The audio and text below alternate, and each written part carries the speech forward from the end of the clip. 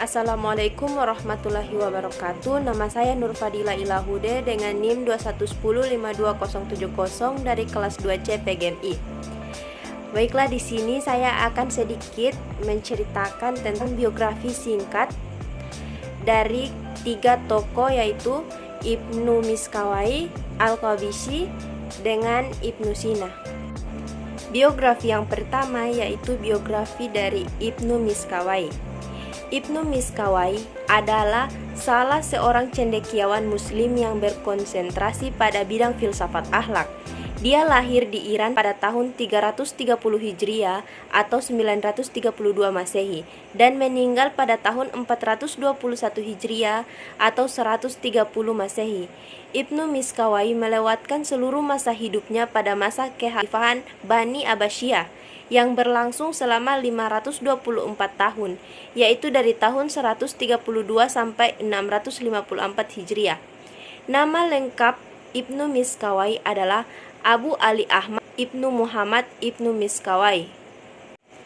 Ibnu Miskawai belajar sejarah dan filsafat, serta pernah menjadi khazin atau pustakawan Ibnu Al-Abid, di mana dia dapat menuntut ilmu dan memperoleh banyak hal positif berkat pergaulannya dan kaum elit.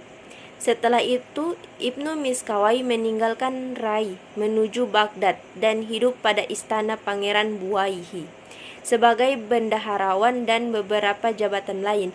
Ibnu Miskawai paham Neoplatonisme tentang penciptaan alam oleh Tuhan. Ibnu Miskawai menjelaskan bahwa entitas pertama yang memancar dari Tuhan adalah akal aktif. Akal aktif ini bersifat kekal, sempurna, dan tidak berubah. Biografi yang kedua yaitu biografi Al-Qabisi. Nama lengkap Al-Qabisi adalah Abu Al-Hasan Muhammad bin Khalaf Al-Ma'arifi Al-Qayrawani. Al-Qabisi adalah penisbah kepada sebuah bandar yang terdapat di Tunis.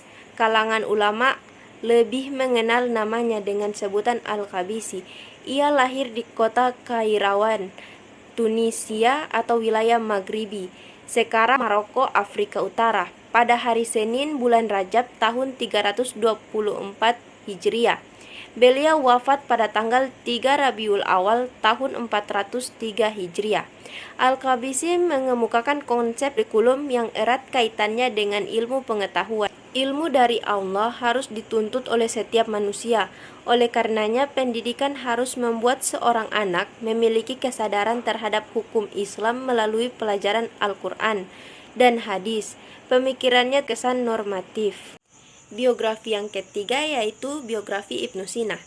Ibnu Sina lahir pada tahun 370 Hijriah atau 980 Masehi di Afshanah, sebuah kota kecil di wilayah Uzbekistan saat ini. Ayahnya yang berasal dari Balkh Khorasan adalah seorang pegawai tinggi pada dinasti Samaniyah. Sejak kecil, Ibnu Sina sudah menunjukkan kepandaian yang luar biasa.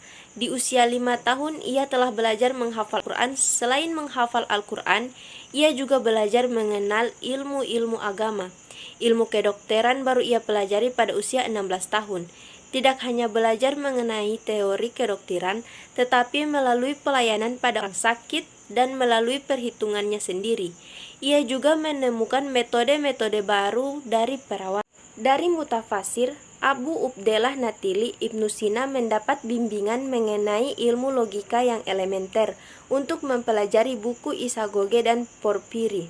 Dan sesudah gurunya pindah, ia mendalami ilmu agama dan metafisika, terutama dari ajaran Plato dan Aristoteles, yang murni dengan bantuan komentar-komentar dari pengarang yang otoriter dari Yunani, yang sudah diterjemahkan ke dalam bahasa Arab. Dan ketajaman otaknya, ia banyak mempelajari filsafat dan cabang-cabangnya. Kesungguhan yang cukup mengagumkan ini menunjukkan bahwa ketinggian otodidaknya. Namun, di suatu kali dia harus terpaku menunggu saat ia menyelami ilmu metafisikanya. Aristoteles, kendati sudah 40-an kali membacanya, sewaktu berumur 17 tahun, ia telah dikenal sebagai dokter. Kepopulerannya sebagai dokter bermula ketika ia berhasil menyembuhkan Nuh bin Mansur, salah seorang penguasa dinasti Samaniyah.